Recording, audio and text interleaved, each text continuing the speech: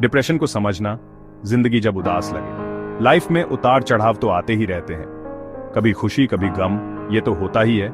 लेकिन जब ये गम लंबे समय तक रहे और आपकी रोजमर्रा की जिंदगी पर असर करने लगे तो ये डिप्रेशन हो सकता है। डिप्रेशन एक आम बीमारी है, ये कोई कमजोरी की निशानी नहीं है।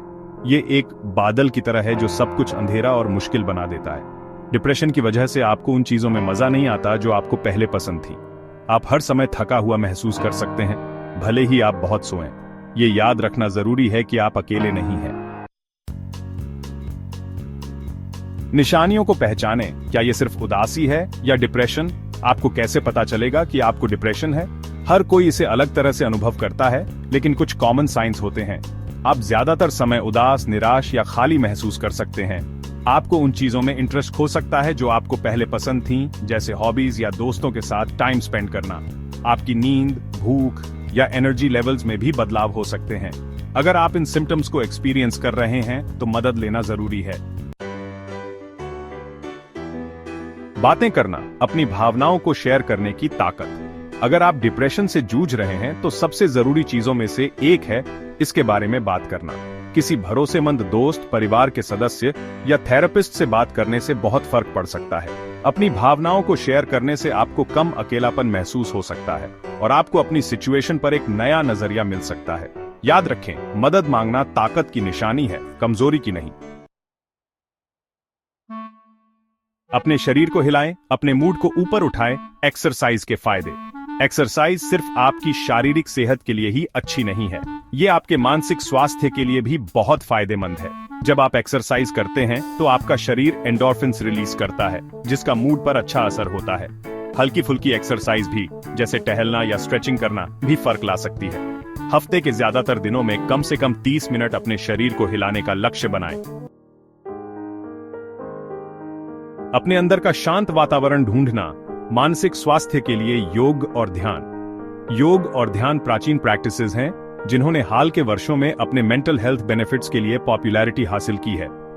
योग शारीरिक पोस्चर्स को डीप ब्रीदिंग एक्सरसाइजेस के साथ जोड़ता है, रिलैक्सेशन को बढ़ावा देता है और स्ट्रेस को कम करता है।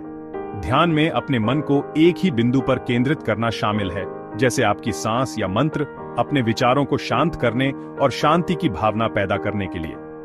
रोजाना कुछ मिनट योग या ध्यान करने का भी आपके मानसिक स्वास्थ्य पर गहरा प्रभाव पड़ सकता है।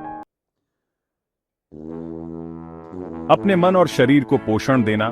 खान पान और नींद का महत्व। आप क्या खाते हैं और कितना सोते हैं, ये आपके मानसिक स्वास्थ्य में महत्वपूर्ण भूमिका निभाता है। फल, सब्जियां, साबुत अनाज और लीन प्रोटीन से भरपूर एक हेल्थी डाइट आपके दिमाग को वो न्यूट्रिएंट्स प्रदान करता है जो उसे ठीक से काम करने के लिए जरूरी होते हैं। पर्याप्त नींद लेना भी उतना ही जरूरी है।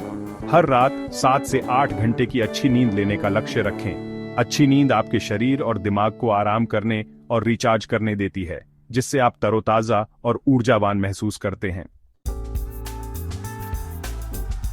जुड़ाव की ताकत, अपनों तक पहुंचना। जब आप डिप्रेशन से जूझ रहे होते हैं तो खुद को अलग थलग करना आसान होता है।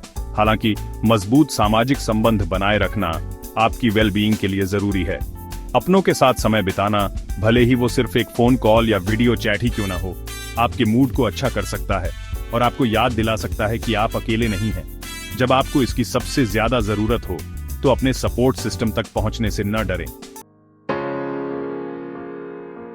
प्रोफेशनल मदद लेना। मदद मांगने में कोई शर्म नहीं है।